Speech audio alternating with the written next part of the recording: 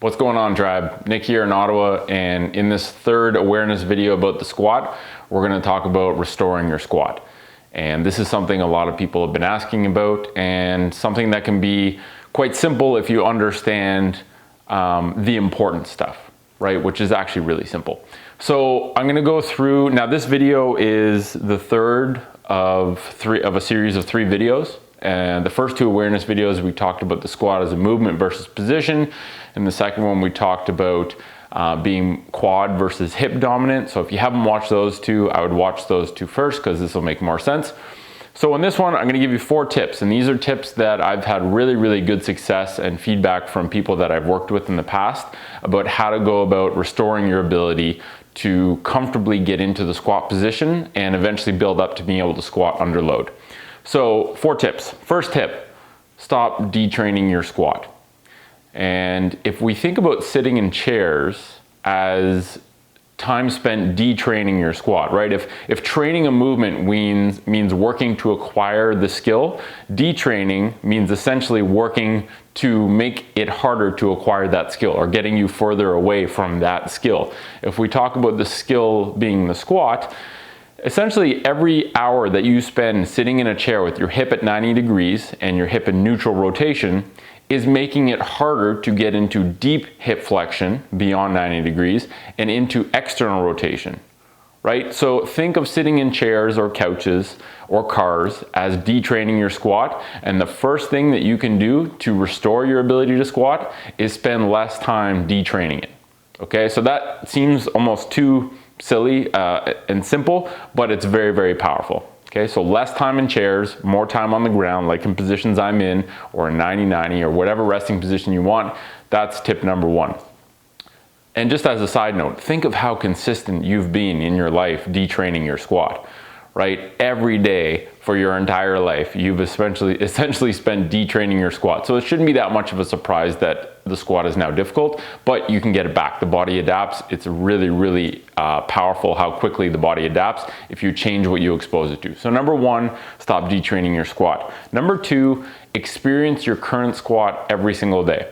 We did a tools video about creating a 1-minute daily squat habit, and kind of piggybacking that on something that you already do every day, like for example, going for a pee or brushing your teeth.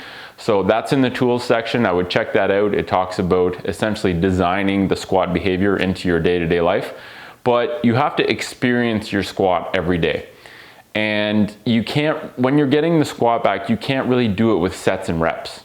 You have to lifestyle it. You have to use the squat as a daily position in your daily repertoire, okay? So experience your current squat, even if that means an assisted squat where you have to hold on to something as you go down. Experience it every day. 60 seconds I think is a good number, but experience your squat every single day.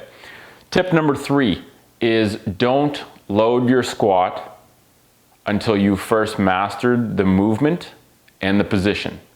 And if you want to understand the difference between movement and position, in awareness video 1, we differentiate between those 2. But don't load your squat. Don't add weights and do it for reps until you first mastered the movement and the position at body weight. That's a very important one, because every time you do a squat under load, if you're doing it with poor technique, you're essentially hitting control save on that poor squat movement. Okay, so don't load it until you've mastered the movement and the position, which might take you some time, but just be patient. And then the 4th tip is, if you want to do some accessory work that can help improve your hip capacity, okay, and we're talking mobility and stability, some really powerful elements are hip cars.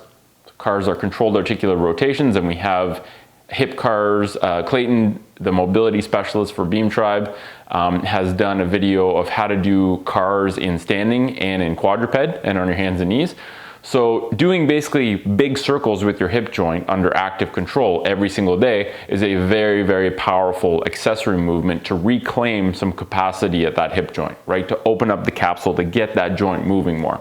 So cars, 90-90 work. And we've already got 2 videos on the 90-90 position and what it is and how you can actively work into it. That's a really powerful one to help reclaim hip rotation. My alarm's gonna go off in a sec.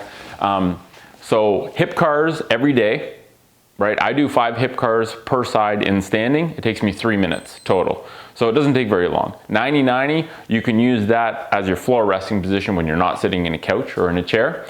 And for stability, beam practice is really powerful. So spending a couple minutes on your balance beam every day to kind of reteach your brain, or to update your software to reteach your brain how to control that new mobility you're opening up with cars or 90-90 is also very powerful. So 4 tips. Stop detraining your squat, which means spend less time in chairs.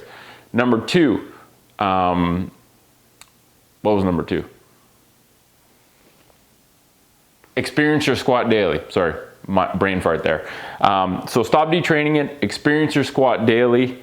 Don't load it until you've mastered the movement and the position, and do some accessory work with cars, 90-90, and some beam work. Okay, so hopefully that helps you. Now the biggest thing with this is you have to be consistent, you have to be patient, and you have to trust the process. If you show up every day and work on your squat, you will get your squat back in way shorter period of time than what you think.